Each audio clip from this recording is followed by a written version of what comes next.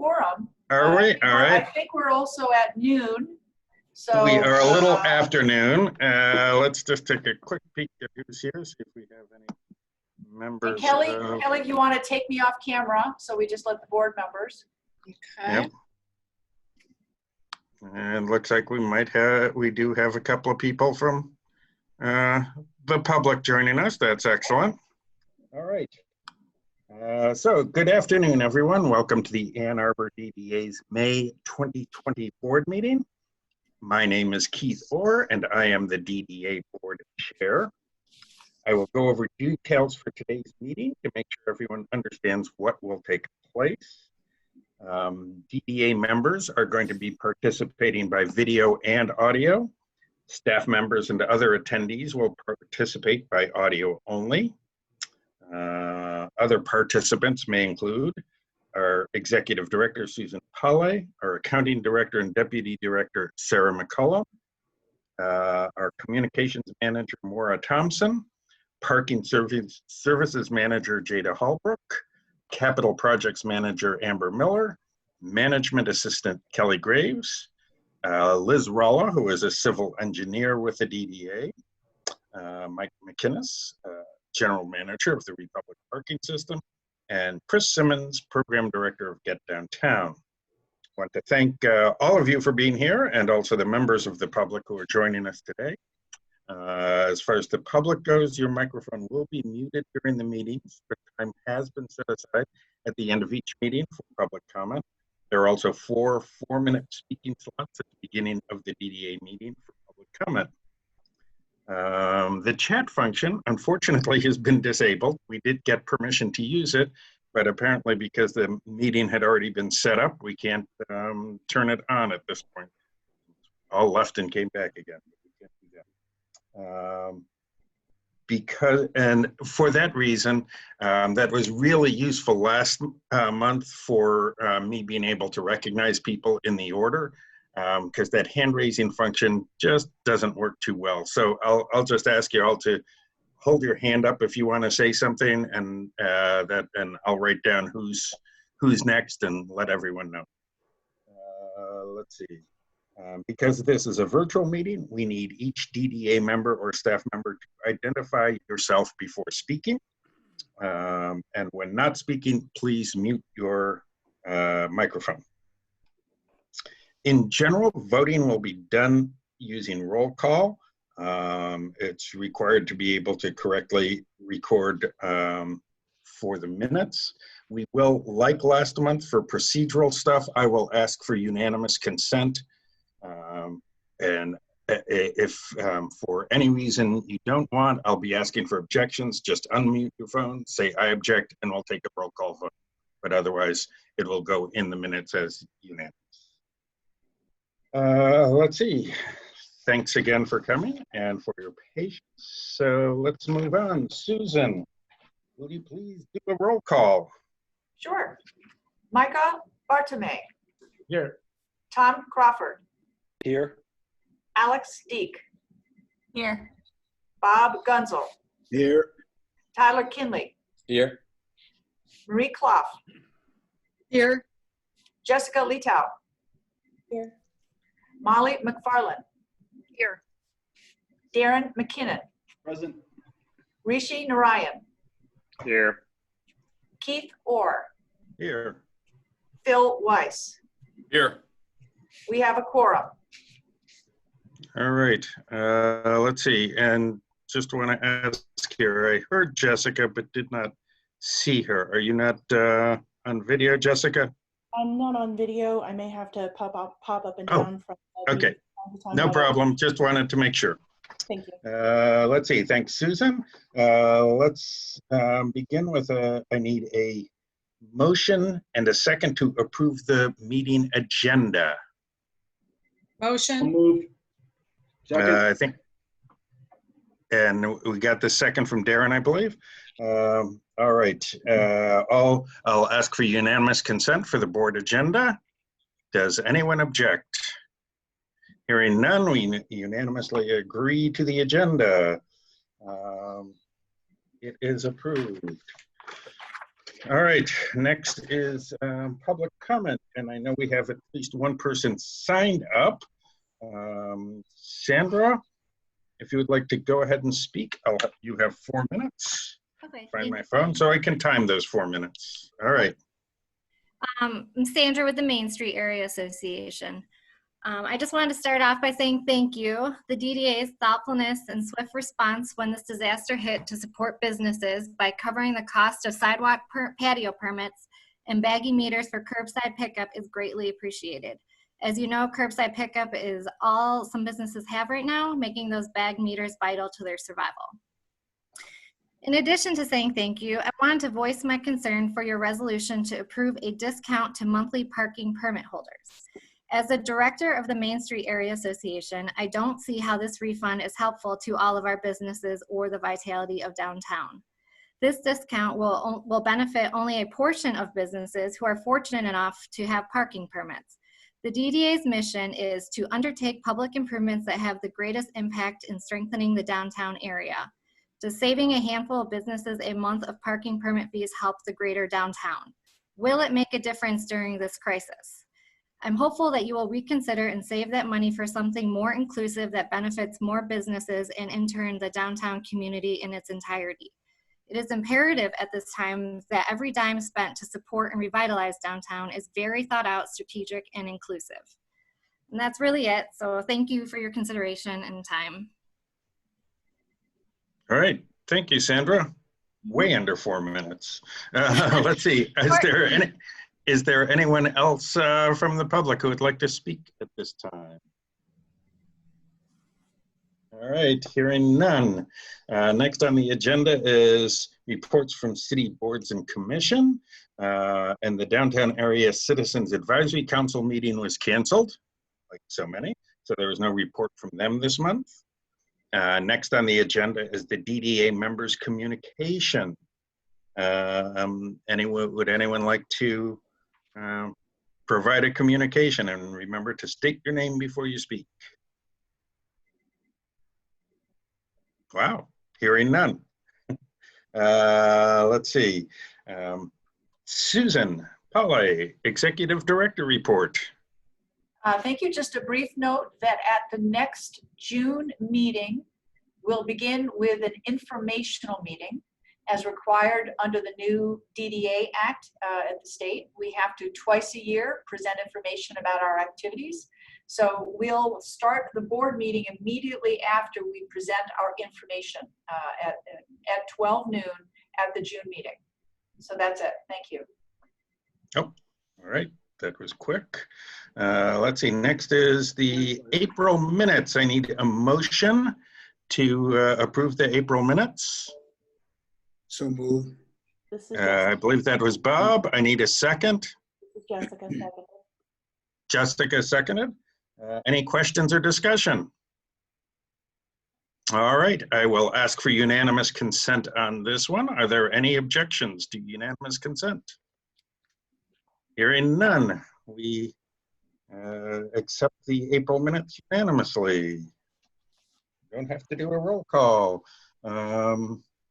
Next are the DDA subcommittee reports, beginning with operations, which actually, I guess I'll be running that because Phil has been out of touch for us for a little while here. But it begins with Susan, Jada, and Sarah have a presentation about the COVID-19 revenue impact and the projections, which the committee saw, but would be good for everyone as well as the public to see. Susan? So, yeah, so Kelly, I think it's at the very end of this packet. Yep, there we go. Thank you. So thank you all. Some of you have seen this presentation. It was presented at the Operations Committee meeting 10 days ago. But we felt it important, since we're going to continue to talk about parking a great deal in the coming weeks, to ensure that everyone feels that they have the same level of understanding about the public parking system. We focused the first presentation, this presentation, on revenues At the next meeting, we will be talking at the Operations Committee about expenditures and expenses. But today we're going to focus on revenues to ensure that we all have a firm grip of what we see for the immediate future. So thank you very much, Kelly, for helping to guide us. I'll let you know when I think it's time to turn a page. The first thing that we noted with the committee was it isn't that long ago, really at this point, 2 months, we used to have a downtown that was highly functioning, vibrant, full of activities, and it has stopped. With it, as mentioned, as the downtown ecosystem shut down, the public parking system has experienced an unbelievable loss in terms of parking usage and parking demand. And the challenge for us is there's no timeline where we know when things are all going to be reopening. For instance, we are all still waiting to see what the university's plans are as far as what they're going to do with having classes on campus, or if they're going to be remaining offline with classes this fall. And we also don't know how long or how permanent or temporary some of the impacts of this COVID pandemic are going to be.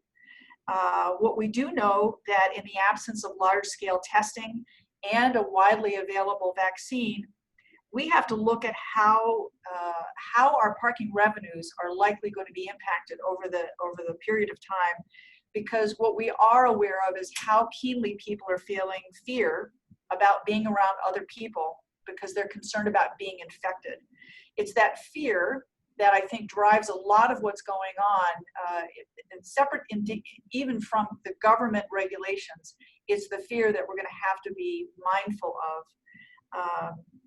Next, Kelly, next page. So the pieces of the puzzle for revenues, we feel, start with the development plan. We have directives that are in the plan that was approved by council in 2002 that shape what the DDA does. And among the directives is that we have to ensure that the public parking system is economically self-supporting, which means we have to ensure that we are prioritizing our parking revenues for system operations, maintenance, repair, construction, and parking alternatives. And second, the plan also directs us that we have to remain attentive to infrastructure, because it was seen, and it still is, essential to downtown's ongoing stability and vitality. Next page, Kelly. And there we are. So with this, I'm going to hand off to Jada so she can take over the next part of the presentation. Jada? Hello, this is Jada speaking. Kelly, can you move down one slide, please? Thank you.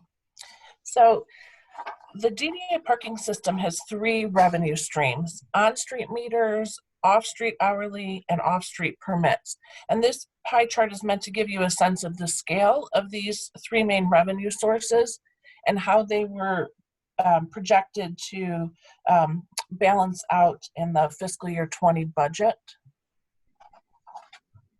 Next slide, Kelly. Thank you. So this graph shows a snapshot of the 6-week period from March 2nd to mid-April. The daily meter revenues are presented here with the orange line. Kind of the dips represent Sundays, and some of those peaks represent events that happened in 2019. The blue line represents fiscal year 20. Revenues were at normal levels until March 11th. With the closure of the university on March 12th, we saw our first drop to about 74% of expected. And then we saw further reductions when local schools were closed on March 16th. And when the governor issued the stay home, stay safe order, they dropped to about 4% of their budgeted values. And meter revenues are anticipated to remain at this level until the stay home order is lifted or modified and people begin to once again be comfortable with being downtown. Next slide. So this slide shows the off-street hourly revenues, and they have taken a similar track. They were in line with the budget through about March 11th, and as social distancing measures started to be implemented on March 12th, revenues dropped to about 48%. And then from March 16th, when safety measures required sending RPS staff home, and we began foregoing the collection of hourly parking fees, no hourly revenues have been collected. Thank you. Permit revenues are paid monthly, so it's more helpful to look at them over a range of dates rather than daily. The graph shows March revenues in fiscal year 19 and 20, with the first half shown in the bottom of this graph and the second half shown on the top. Collections for the first half of the month were up slightly from last year, but very little has been received at that time. When we shared this information with the operations committee at their meeting on the 22nd, we let them know that across the system, at that point, only about 18% of accounts were up to date with payment. So that's to say about 18% had paid their April invoice. And at that point, there was approximately $930,000 in open accounts receivable. And after the May billing and auto pays are processed, we'll work to get that updated number from them. It's too soon to assess what part of this payment is due to delays, parkers and accounts that will catch up their payments later, and what part represents a loss of revenue. It will take some time to assess the impact on this portion of the parking system's revenues, but clearly many permit holders are making use of their ability to defer payment without penalty at this time.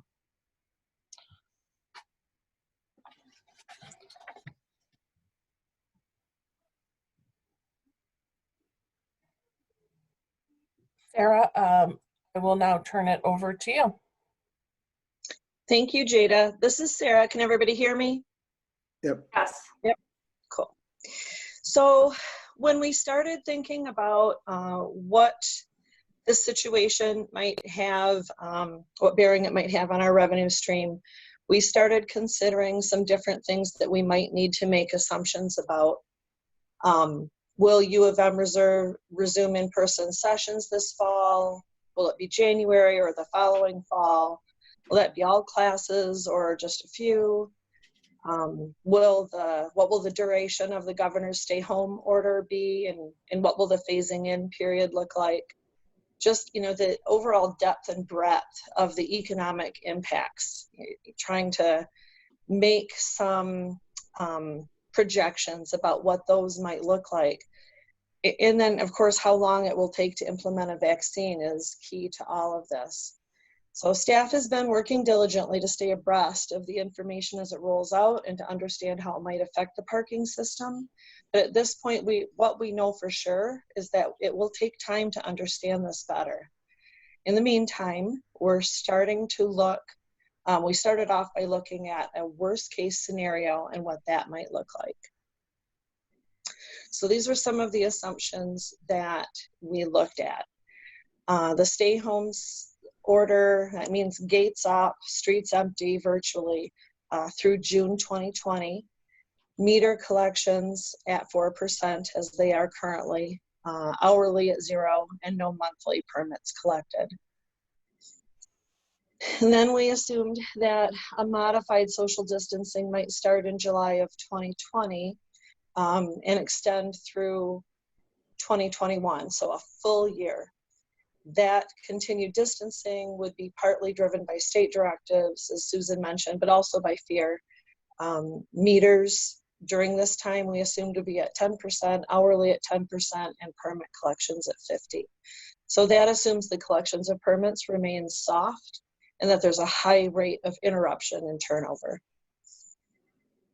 U of M, we assumed would resume in-person classes and lovely things like football games in September of 2021. Meter revenues then would go up to about 35%, hourly 35%, and then permit collections would remain at 50%. And then we looked at vaccines being implemented widely in about 24 months from when this all started.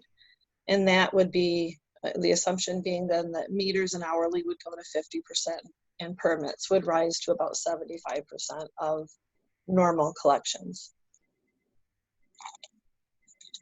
We also considered a economic bump 6 months later in October of 22, with meters and hourly going to 60 and permits remaining at 75. Next, Kelly. So after looking at those worst case scenarios at the other range for contrast, we also shaped what we think are more optimistic assumptions. Following that same format, when we assumed then that the stay home order would be implemented in full through May of 2020, with that 4%, 0%, and no collections of permits. Modified social distancing would start then for June of 2020, and we assigned the numbers there for meters and hourly at 40% and 30, and permit collections going to 75 at that time. U of M, we made the assumption that classes might begin in January of 2021, and that meter and hourly collections would be 70% and 60%, and permit collections would bump up to 80. And then vaccines, we kept that same prediction of the 24 months for wide implementation, but gave all of those numbers a little bump there, 80%, 75, and 90. And then again, the economic recovery bump, all of those numbers getting a 5% increase. A side note to this before we go on to what those predictions look like, we also included rate increases in these models. It's a 5% increase at July 2021 and at July 2022. No increase for the current year for 20 was considered in these models. Next, Cal, thank you. So this is all three revenue streams kind of pulled together, combined, and that's demonstrated here in blue. We're looking at a 6-year altogether look, so actual for fiscal year 18 and 19 and through March of 2020, and then projected numbers based on those assumptions for the remainder of 20 and on through the end of fiscal year 23. So again, based on optimistic assumptions are what you're looking at here. The gray bars represent same timeline budget numbers, and for years that don't have budgets, fiscal year 22 and 23, those came from the 10-year plan. As you look at this, you want to keep in mind those projections that we talked about. You can see where revenues, the bottom dropped right out of those in March. And then we're looking at kind of a stair step there as those assumptions go into play for the recovery. U of M going back in session, vaccine availability, they're represented in those steps. Something that I think is worth noting here is when you look at that first leg of the recovery portion, I think it's important to remember what those assumptions are. We were looking at meters on the street being at 40%, hourly at 30%, and permits at 75. So permits being that a little over 30% of the total revenue stream, they're really the heavy lifter here. Until U of M comes back into session, until people feel safe congregating again, it's permits that keeps this boat afloat.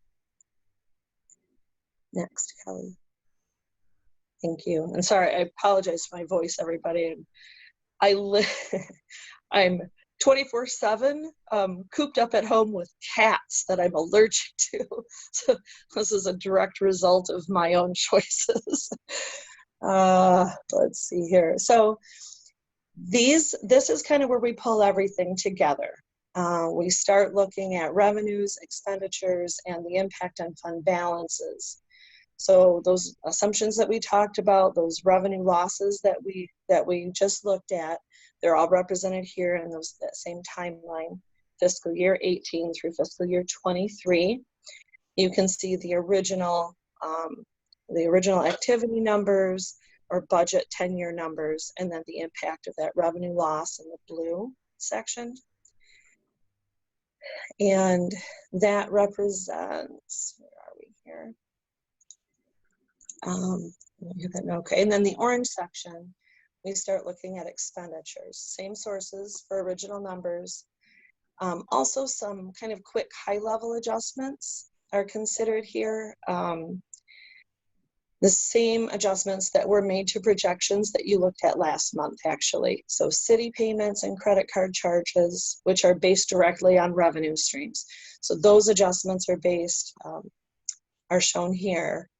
Over the 4 years of impact, the city payments are reduced by 5.5 million.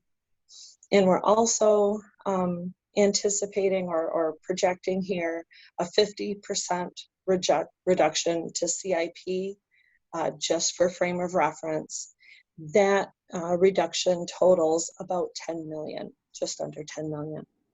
And then we get our first look here at the impacts on fund balance and the gray section. So this is the net of revenues and expenditures for each year. We start the end of last year, so that's June of 2019, with almost a $12 million fund balance, a very healthy reserve compared to our 23 million in revenues for that year. It's a little over 50%. Then 9 months later, the effects of the pandemic hit, and by the end of fiscal year 21, our revenues have dropped to under 100,000. So that's 3.5% of budgeted revenues. From there, the ending fund balance is in the red for fiscal year 20 and 22, which, simply put, we cannot allow that to happen. And as sobering as this is, I need to reiterate here, this is based on the optimistic model. Next, Kelly. So these are the same numbers you just looked at in graph form. Blue represents revenues, orange represents expenditures, and gray is the trend on the fund balance. Just to kind of give you a sense of, fiscal year 18, 19, and even in 20, healthy fund balance. By 21, it's down to almost nothing, and then dips below zero in fiscal year 20 and 22. And then next, please, Kelly. Thank you. And then this is just fund balance. Looking here, fiscal year 18 through 23 again, zeroing on the problem that actually needs to be solved. So a deficit fund balance of 1.5 million by the end of fiscal year 23. But of course, that isn't the whole of it. We need not a zero fund balance, but we need to maintain a minimum fund balance for our operations to protect against unforeseen events, and all the more so during these uncertain times. So a 15% fund balance, which would be just at a minimum amount of fund balance. Slightly reduced system revenues to 20 million would be about 3 million. So I guess what I'm saying here is we're solving for a $4.6 million problem, not a $1.6 million problem. And we are clearly headed into a protracted period of lean times. Fortunately, we started this with a pantry that was not bare. Feeling very thankful for that $12 million fund balance that we had at the end of last year. This discussion would be much scarier if it weren't for the sound fiscal practices that have guided this organization leading up to this time. And I will turn this over to Susan unless anybody has questions. Thank you. Kelly, next page. Next page. So just again, a reminder that we're going to be focusing on expenses at the next operations committee meeting. And as always, we'll be getting it out to the committee materials ahead of time. And of course, all the board members who are interested are welcome to listen in. What we're doing at this point is working with Republic Parking, our engineers and our vendors. So as we develop our plans, we are feeling confident about what we're recommending. Everything is being looked at, just to give you a sense. I mean, this includes all the operational costs, all the capital projects. What we're looking for is what's essential, what can be forestalled, and what a gradual reopening of downtown will mean to our operations. We'll have, I think, a fair amount of information to go through with you at that meeting. Also know that JADA and Republic Parking are working on their plan for returning the cashiers to the garages and the Klein lot as soon as the governor allows this. And they've been developing a phasing strategy where some parts of the system might reopen before others. They're working with more on a communication strategy so we can talk with our community and our stakeholders, and really trying to communicate what this operation will look like in this temporary new normal. For instance, there will be a lot of information about sanitizing procedures and staff training around that. And also, I just wanted to share that staff have been working with partners here in our community and talking to others in peer cities about what the role of the DDA and the parking system can do in this period, not only of the closures, but as we begin to reopen, for instance, when the U of M restores activities on campus and people don't have to continue to work from home. We're working with staff. We just, in fact, had a meeting this morning. Tom was on that call talking about what we might be able to do with some downtown streets or parking lanes to support our downtown businesses. And so you'll hear more about that as that gets solidified, and we have a chance to present this to council for their support. And again, just to land on the point at the beginning, which is we've heard a lot of questions about the expenses, but we felt it important for all of us to be on the same page about revenues. And now we can take a deep dive on expenditures. We know that parking expenses can and will be cut and delayed, but it's the revenue side that we don't have a lot of control over and that we should be aware of. So we're going to be keeping a close eye on that in the coming time. And if you have questions about anything in this presentation, we welcome them. And again, thank you guys for listening to our presentation. Appreciate it. Anyway, Darren.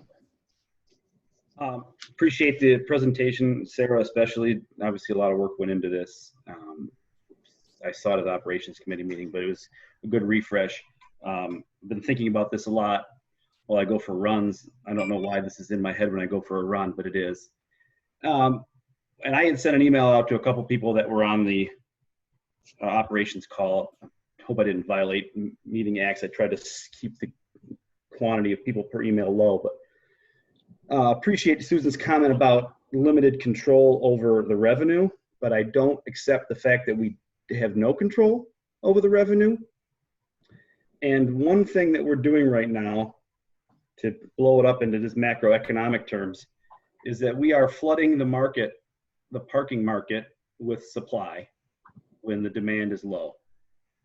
You know, coronavirus shifted the demand curve, and we responded by providing a lot more parking than was needed at free.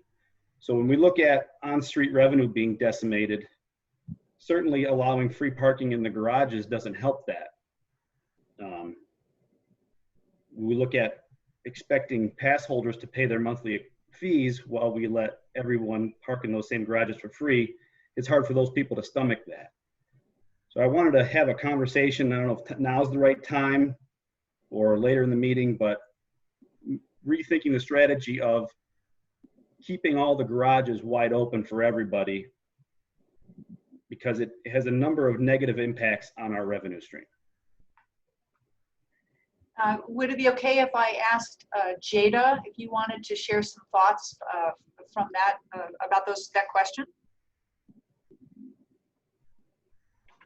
Sure, this is Jada.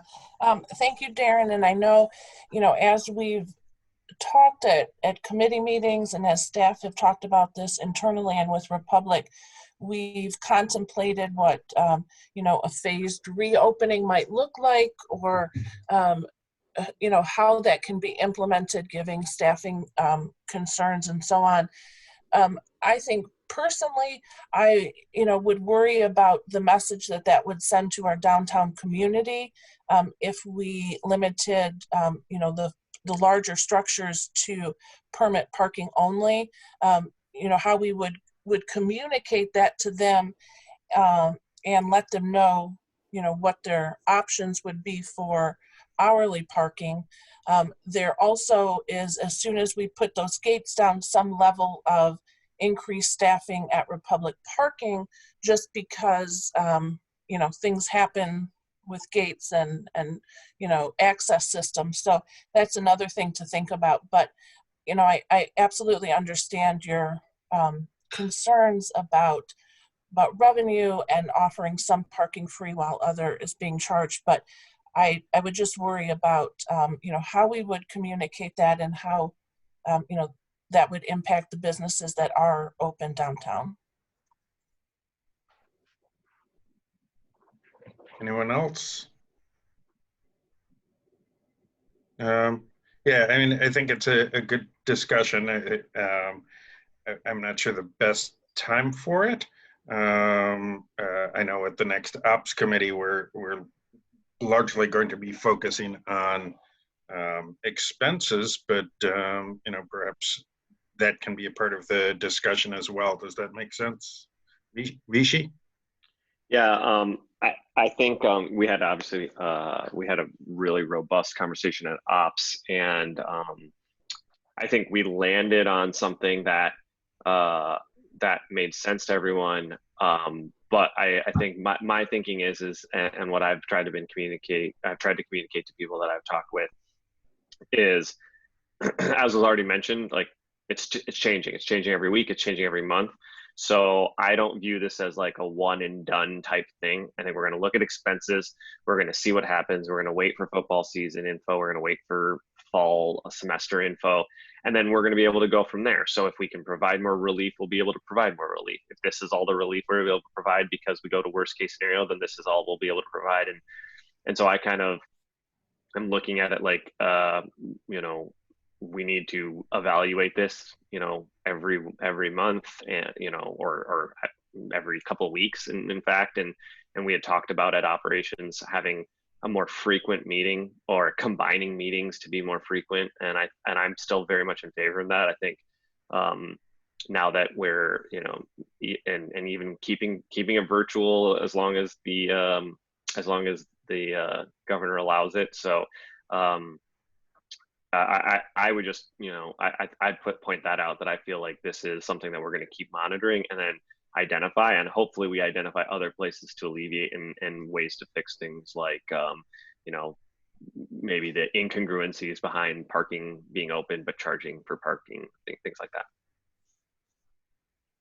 that. Does it make sense for folks, and I don't want to get ahead of what the staff can and can't do, to try and do 2 ops meetings this month, just so that it doesn't have to be an extremely long one, but rather 2 that could focus on different points. We obviously are prepping right now for talking more about expenses, but maybe a second one after that, where we could review the revenue side and see, after a month after having talked about it, is there new information, new thoughts, new plans? So Keith, this is Susan. One thing to note are the constraints that staff have in having 2 meetings. One piece is, for instance, we don't receive information from the parking system until later in the month. So scheduling an earlier meeting doesn't afford us the opportunity to give you any updated information. Another constraint is staff are working remotely, as everybody is. So work takes a little longer. It's harder for us to get our work done. And that's not a complaint, it's just an observation. And then, finally, having materials to the level that you just saw takes time. We can talk about meeting more often, but do know that with the staff you have, this is just a piece of what Jada and Sarah are doing. So what you will get if we meet more often is certainly not going to be anywhere near to this level. We just don't have the depth of staff to be able to produce to this level. So I'm just, being somewhat forthright about how the work gets done. So just laying that out there for you. And that was why I said I don't want to get ahead of what the staff can or can't do. So maybe the plan would be to just count that once again, ops might be a long meeting this month because I think, we will have maybe no more information, but the thought, we all have evolving thoughts as this goes on. As Rishi said, everything's changing week to week, as well as including our perceptions of it. So maybe that's the plan. And we as staff will remain committed that as information does become available, and we will be sure to share it.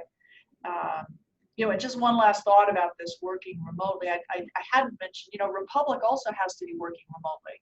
So their admin staff and the work that they do as far as producing reports is limited just simply by how they are having to work. So it is a constrained time. We know we're all pulling on the reins. We'd like to run faster, but we weren't set up for pandemic response. We were set up to provide very thoughtful, very accurate, complete information, which we're still striving to do. It's just not set up to respond, I think, with bi-monthly meetings. Just again, we can meet, but I'm just being very clear about how the information will be coming will not be to this level, because we just wouldn't be able to have that time, or in some cases, the information. Okay, I think the plan will be we'll just continue to have the one meeting, and part of that meeting might be discussions along these lines, which can set up some of the things that we would be looking for the following month. Does that make sense? Very much so, and staff remain ready. So if there are specific things you want us to address, please, please everyone get a hold of us so we can ensure that we include it. All right, let's move on ops, because we do have two resolutions. Unless there's, Darren, sorry. Just to follow up on what Susan says before we move on. Yeah. My suggestion, which didn't get much discussion, so I'm gonna let it go, is to close the garages. Jada kind of threw out a couple immediate concerns. I would like staff, in preparation for the next ops meeting, to take a look at what would be the specific challenges, and so we could have a detailed dialogue. I think that deserves more of a look. I realize there'll be some operational changes or challenges and some security concerns, but I would like to look at what it's going to take to close them and or automate garages that aren't currently set up for that. I think those are the things.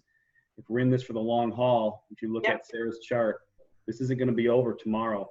Maybe there's some investments that need to be made to allow us to operate these garages and produce some sort of revenue. I'm not comfortable with us sitting back and accepting the financial catastrophe that we're forecasting. We need to take some sort of action. We can't just wring our hands and say, well, we're not going to make any money and the whole thing's going to fall apart. We got to do something. Rishi? That's helpful. Rishi? Oh, sorry. Looked like you were. Yeah, right. I agree that discussion about it's important. I think, one of the things is that it's not sort of a typical supply and demand. I mean, it's not, we're not going to be driving demand by our price structure.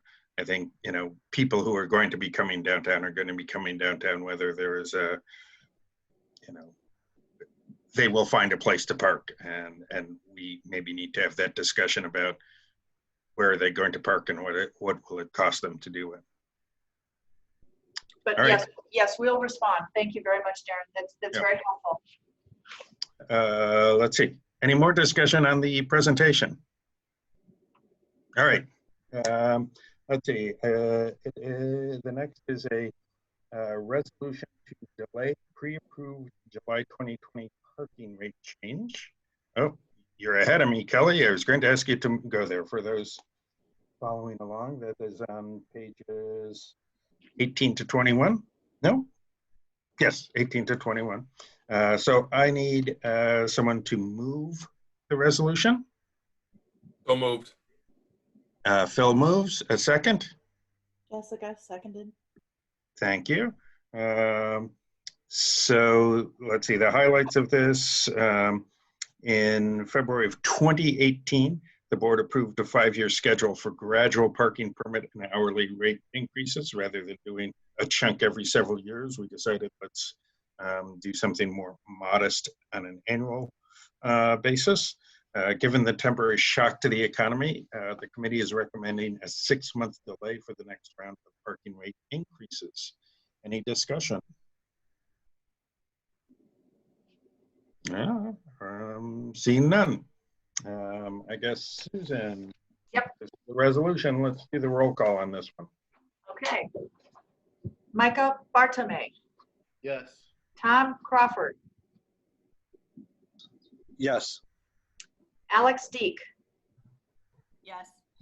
Bob Gunzel, Yes. Tyler Kinley, Yes.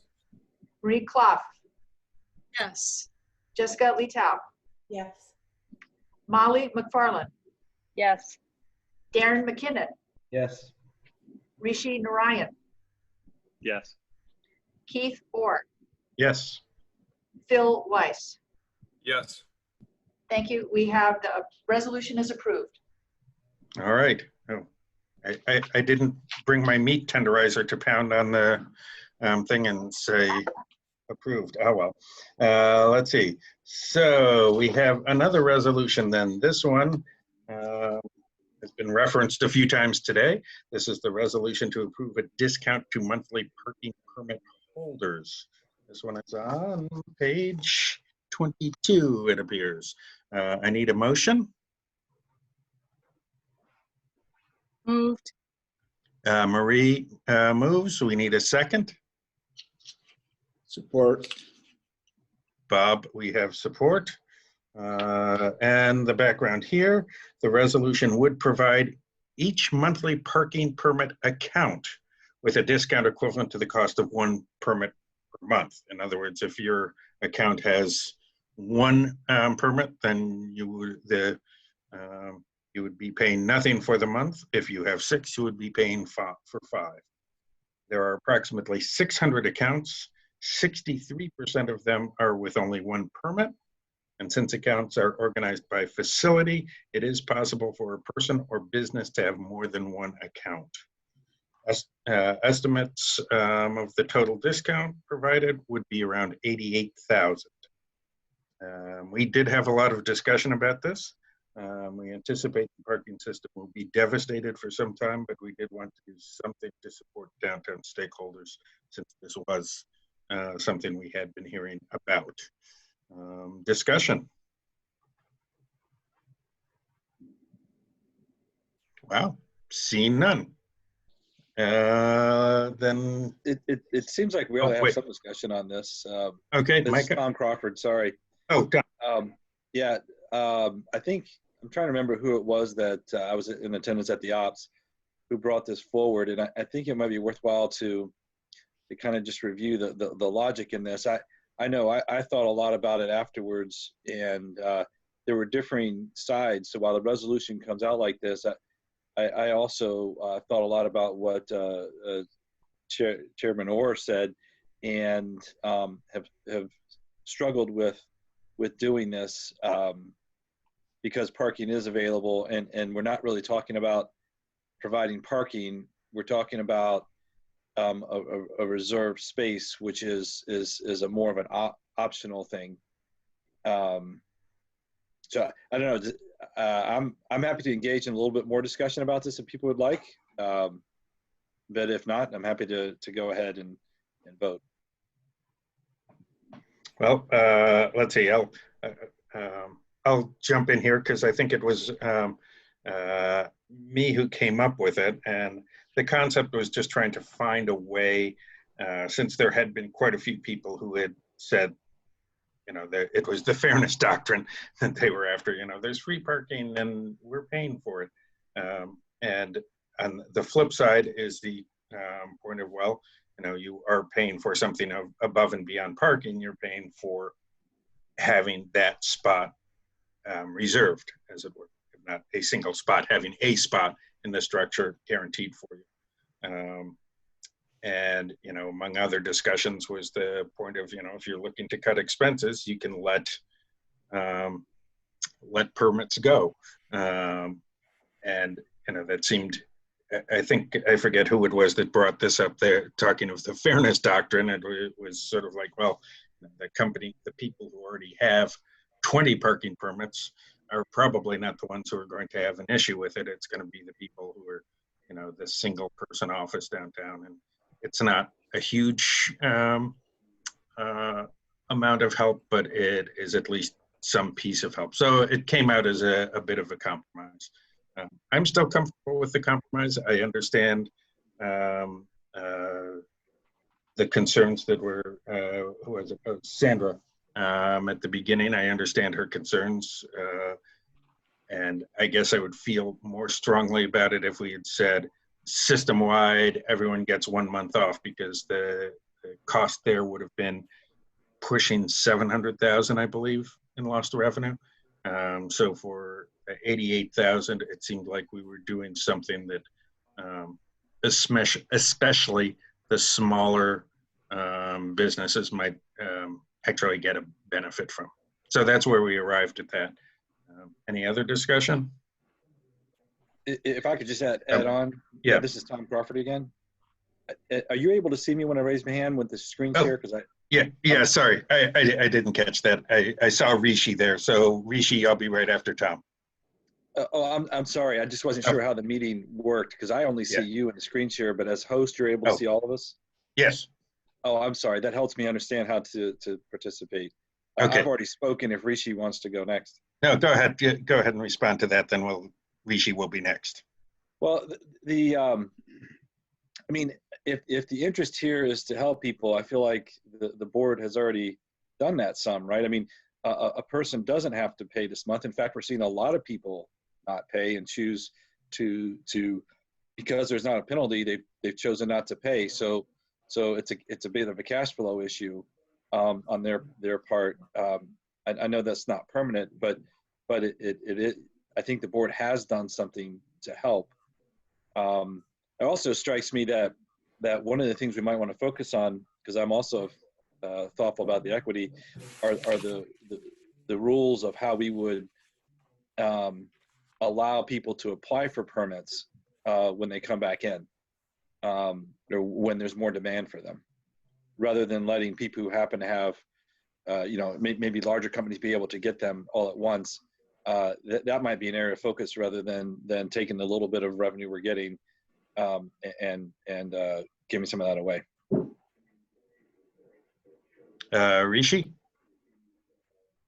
I was just going to say that I don't think we had this number at ops, but knowing now that it's 65% were account holders or one permit account holders, in trying to figure out what's the best way to impact and help smaller businesses where one monthly permit or a permit for one employee was a big chunk of what they were spending on. So that I'm real happy about that, and that's higher than I thought it was going to be. So that's really good. It's obviously still a 88,000 versus whatever 6 whatever it was going to be for the total is still that's a pretty big difference. But I think that's worth noting that we didn't actually know that at the time, and now we do, and that's really great. I think to Tom's point, I think we are helping. I just think it shouldn't stop at we have helped.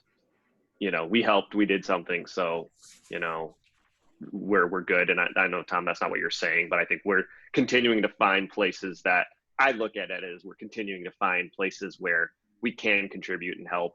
And I hopefully this isn't even the last time we find that and we do that. So no, that's kind of how I take it, but I'm happy with how it turned out. And I believe I coined the term Keith's light bulb moment, although I might have to rename it Chairman Orr's light bulb moment. So I think I'm gonna refer to him as Chairman Orr from now on. All right. Any further discussion? All right. Seeing none, I guess, Susan, we have a roll call vote here. Thank you. Micah Bartome, Yes. Tom Crawford, I'm gonna first vote on the DDA board. I'm gonna vote no. Sorry. Alex Deek, Yes. Bob Gunzel, Yes. Tyler Kinley, Yes. Marie Clough, Yes. Jessica Letow, Yes. Molly McFarland, Yes. Darren McKinnon, Yes. Rishi Narayan, Yes. Keith Orr, Yes. Phil Weiss. Yes. The resolution is approved. All right. Thank you, everyone. Can I ask a question, Keith, before we move Yes. on? It's about communication to the pass holders that are affected. We had a resolution last month about the lack of penalties, and I fielded a lot of questions from people that First Martin provides passes for and others that have them directly through Republic. And the percent of people that were aware of the actions we took was pretty low.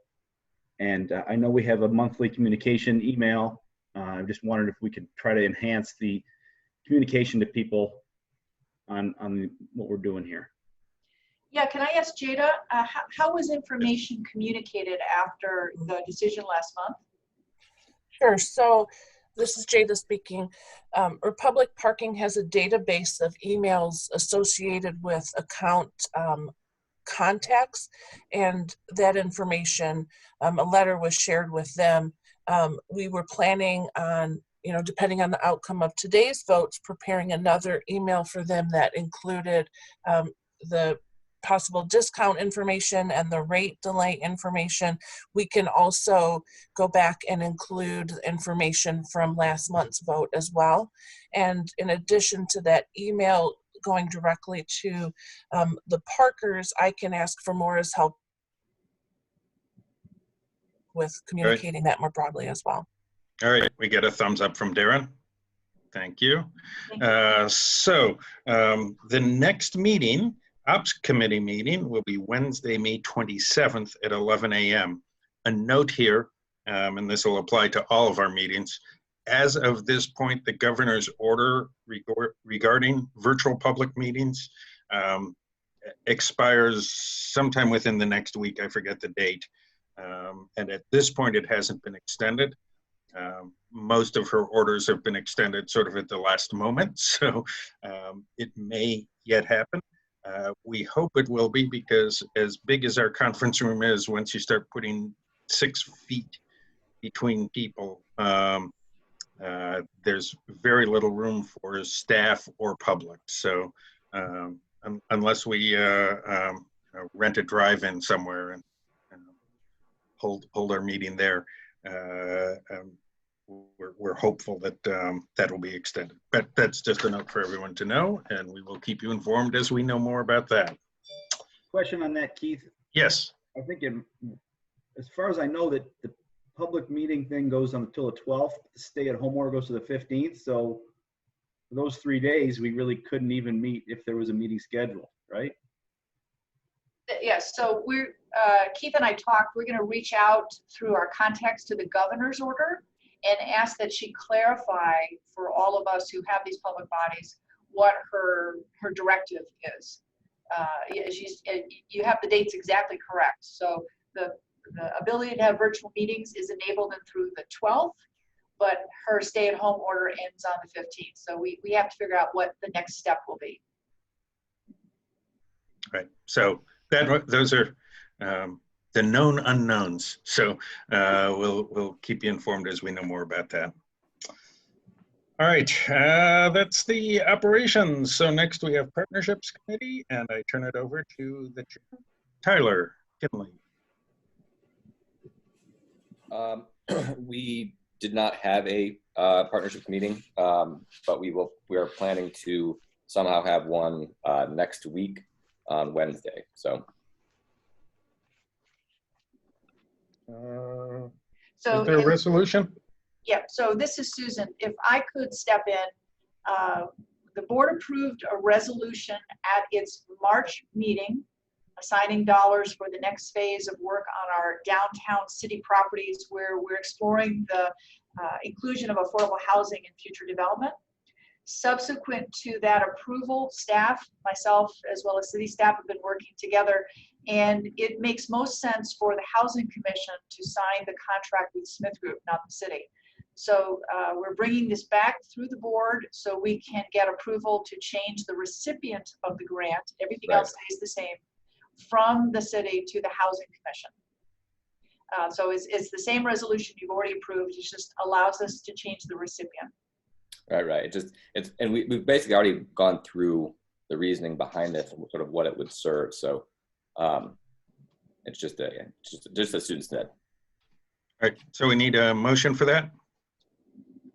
I'd like to make a motion to have this resolution be approved. And we need support. This is Jessica, support. All right, any further discussion? Darren? I'm going to recuse myself from this vote. All right. Any further discussion? Is this one a small enough thing that we can ask for unanimous consent? We'll give it I see some nodding. All right. I'll ask for unanimous consent. Does anyone object? All right. Then with the exception of a recusal, it passes unanimously. All right. And this is Susan. Keith, if I could just interject one, sorry to interrupt everybody, but Jennifer is going to be bringing to the committee next week, the Partnerships Committee, the framework of the next phase of funding. We received support from City Council to move forward with an entitlement process for the old Y lot. We're also looking at some other projects. What we're bringing to the committee would be two things. The first would be a resolution for funding out of our fiscal 21 budget, where we have funds assigned for these things. So we wouldn't actually be spending it until July 1, but bringing it forward for the committee to review. The second would be, as a part of that, we would be undoing our resolution where we assigned $745,000 to the Y lot, because in fact, subsequent to that, we've developed a far more nuanced strategy with multiple sites. So those dollars are needed in those multiple site plannings.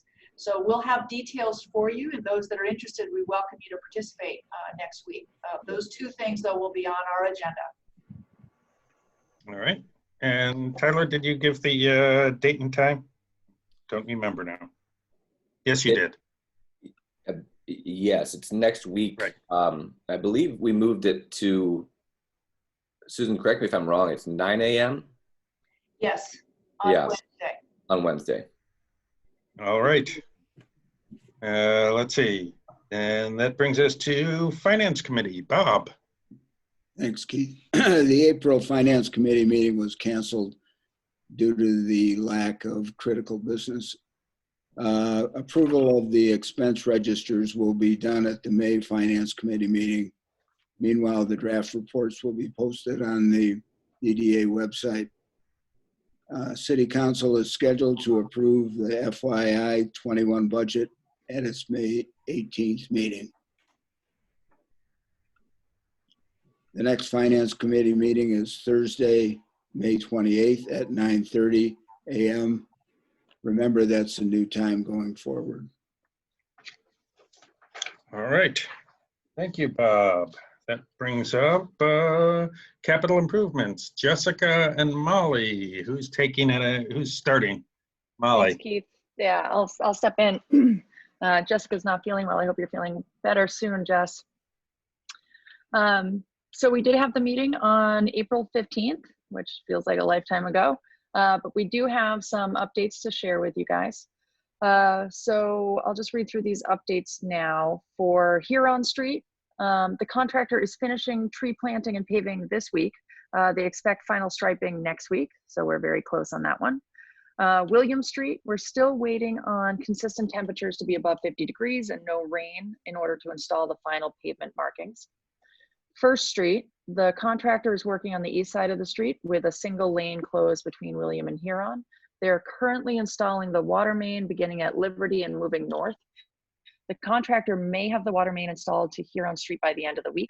Washington Street will be closed Wednesday through Saturday for water main installation and temporary paving. Work at the Jefferson Street intersection will also begin this week. Next week, they will start testing the water main and begin conduit installations on the east side of First Street. The contractor is closely coordinating with property owners to minimize disruptions. During the meeting, we also had Smith Group give a presentation. So Smith Group gave a presentation at the April CIC meeting that offered some valuable insights and ideas that are being explored by Smith Group, DDA, and the city staff. And I have a couple of highlights there. So what they're looking at is building resilient communities, infrastructure investments like those undertaken by the city and the DDA to build resilient communities, and resilient communities prepare for, recover from, and adapt and grow from crisis. Infrastructure initiatives outcomes, stimulate the economy, improve and maintain systems that provide critical services, prepare for development, create spaces that provide access to jobs, goods, and services, and build and support the community. The key elements of resilience in street design projects include ensuring equity, building streets that adapt to evolving use patterns and systematic stress, managing carbon emissions, reduce impacts of urban heat island, build strong and flexible infrastructure systems with capacity for managing extreme climate events, and support human health and wellness. And then for how to proceed, focus on how to move forward while being mindful of the health and safety for all involved, stay informed, work on project planning and design to be prepared to move forward, be in a position to take advantage of potential additional federal stimulus funding, planning for public engagement and data collection, and be ready to make adjustments as needed to construction schedules, as well as short and long-term needs for social distance and the potential impacts on street design.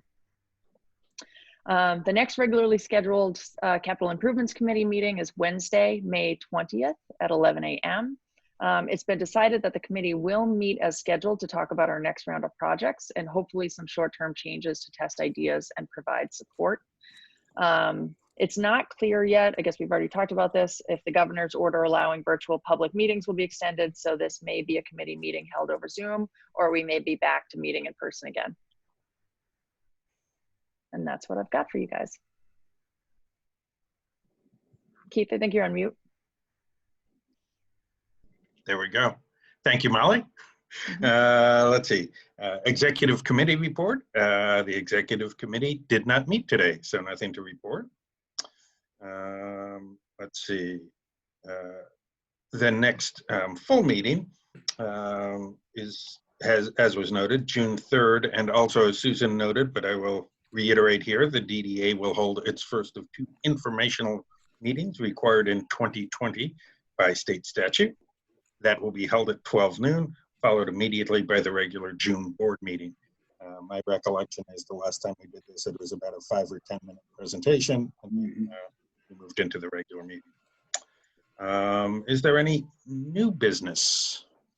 This is Phil Weiss. I just wanted to take a couple of seconds and not only apologize for my lack of attendance the last month and a half or so, but I just wanted to, I guess, toot my new bank's horn and let everybody know that I wasn't just sloughing off, that the bank grasped a hold of this payroll protection program and processed and approved over 1,800 loans in Southeast Michigan to the tune of about $400 million in the last 3.5 weeks or so, 25% of which was done here in the Ann Arbor offices. So I guess I just wanted to make everybody aware what I've been doing the last month or so. Thank you.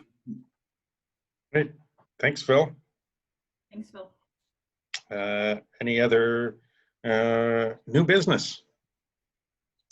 All right. Are there any members of the public who wish to address the DDA board?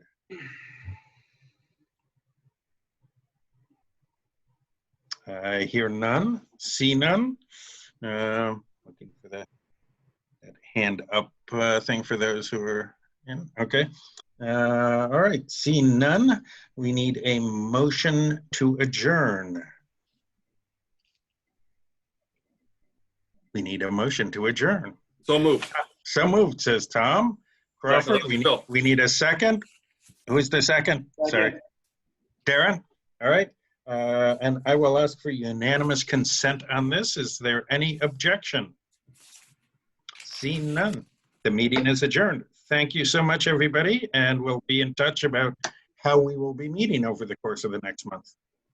Thank you, Keith. Nice Thank job, you, Keith. everybody. Thank you so much.